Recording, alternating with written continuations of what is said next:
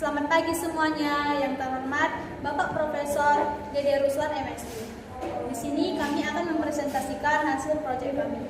Sebelum itu, kami akan memperkenalkan diri masing-masing. Saya Helena Talia Kembaran dan rekan saya Deborah Cecilia Hutagaluh, dan saya Claudia Stefani Tondang. Dan tidak perlu berlama-lama lagi, materi pertama akan dibacakan oleh rekan saya. Yang pertama itu adalah latar belakang. Penelitian ini dilakukan karena terdapat dua metode pembelajaran yang digunakan dosen, yaitu diskusi dan blended learning. Selain itu, mahasiswa memiliki tingkat motivasi belajar yang berbeda. Penelitian ini bertujuan untuk mengetahui apakah metode pembelajaran dan motivasi berpengaruh terhadap nilai ujian akhir mahasiswa. Lalu, ada rumusan masalah. Yang pertama itu, apakah metode pembelajaran berpengaruh terhadap prestasi belajar? Yang kedua, apakah tingkat motivasi berpengaruh terhadap prestasi belajar? Yang ketiga, apakah ada interaksi antara metode pembelajaran dan motivasi? Selanjutnya itu ada tujuan penelitian. Yang pertama itu untuk mengetahui apakah metode pembelajaran yang berbeda antara diskusi dan blended learning memberikan pengaruh terhadap prestasi belajar mahasiswa.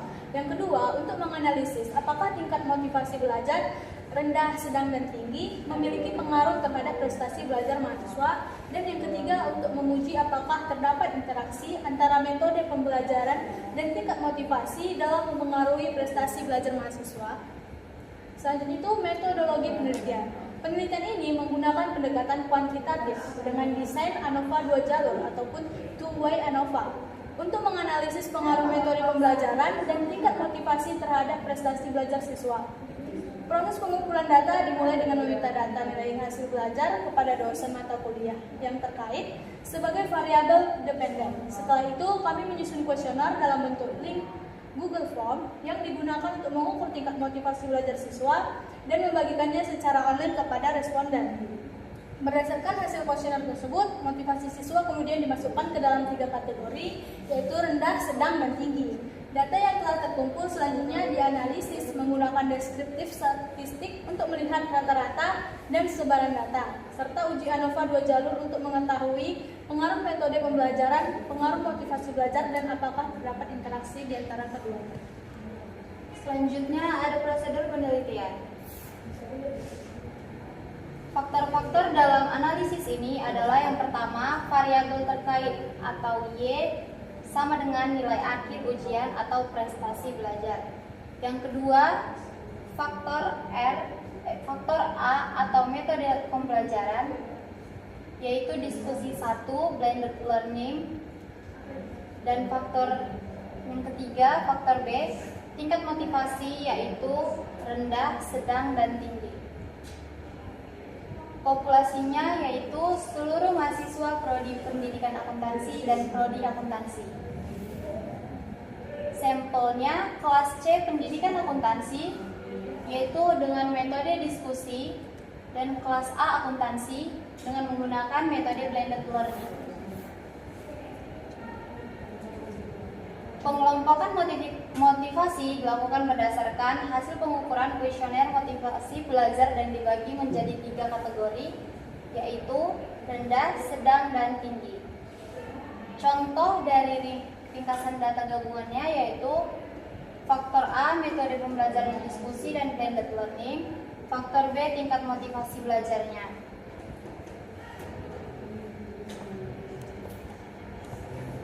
Untuk contohnya bisa dilihat dalam tabel yang sudah dipaparkan di dalam PowerPoint.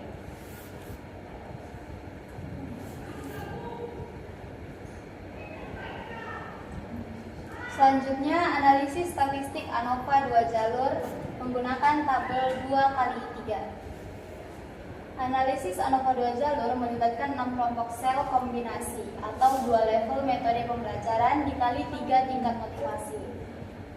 Berdasarkan metode pembelajaran diskusi, motivasi rendah itu N-0, sedangkan motivasi sedang N kurang dari 18.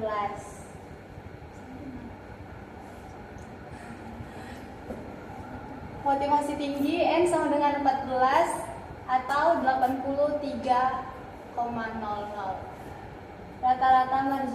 Rata-rata marginal metodenya yaitu 82,35,00. Kemudian metode pembelajaran blended learning dalam motivasi rendahnya yaitu N sama dengan 2 atau 83,00. Dalam motivasi sedangnya itu N sama dengan 21 atau 84,27. Sedangkan dalam motivasi tinggi N sama dengan 14 atau 88,82. Rata-rata marginal metode A yaitu 85,08,00. Rata-rata marginal motivasinya itu dalam motivasi rendah itu 83,00, dalam motivasi sedang 83,35, dalam motivasi tinggi 84,62. Yang kedua, hipotesis statistik. Hipotesis yang diuji dalam ANOVA 2 jalur adalah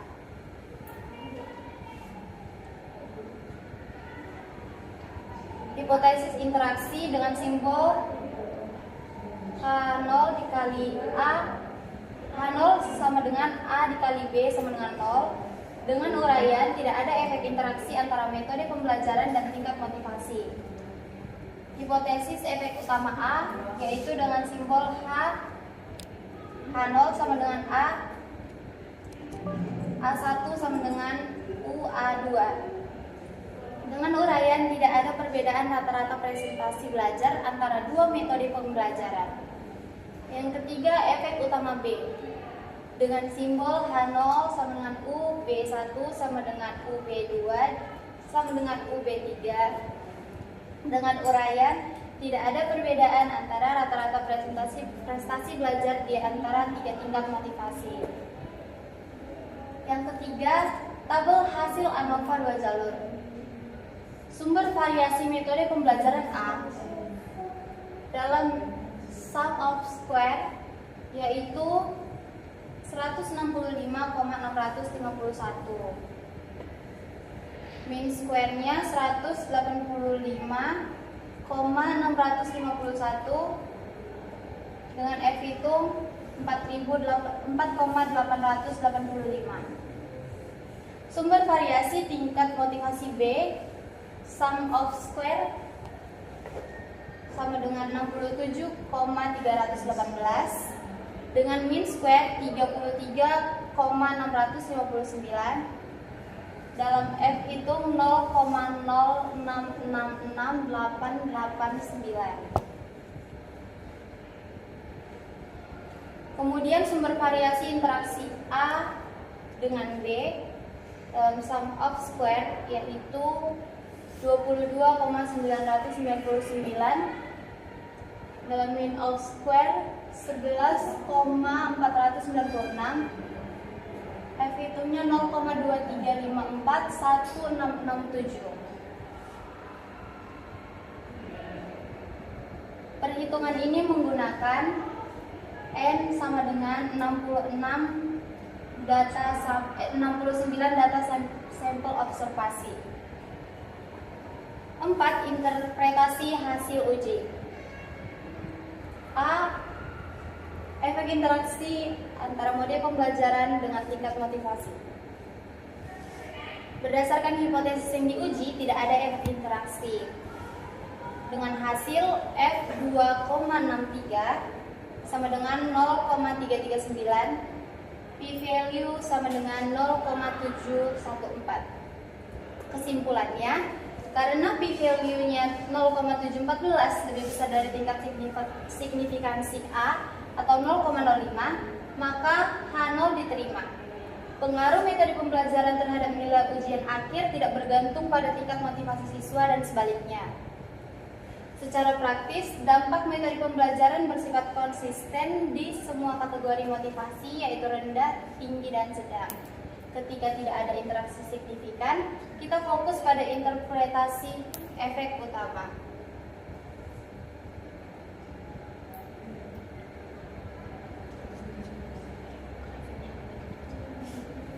Berikut kami tampilkan grafik interaksi ANOVA 2 jalur menggunakan metode pembelajaran diskusi dan blended learning.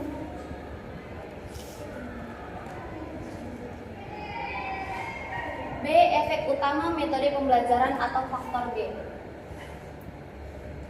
Hipotesis yang diuji yaitu tidak ada perbedaan rata-rata prestasi antar metode H0 sama dengan U A1 sama dengan U A2.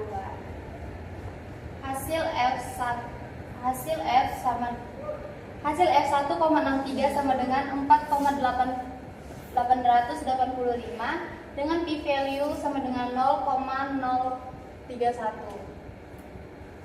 Kesimpulan yang didapat, karena p-value-nya 0,031 lebih kecil dari tingkat signifikansi A sama dengan 0,05, maka H0 ditolak.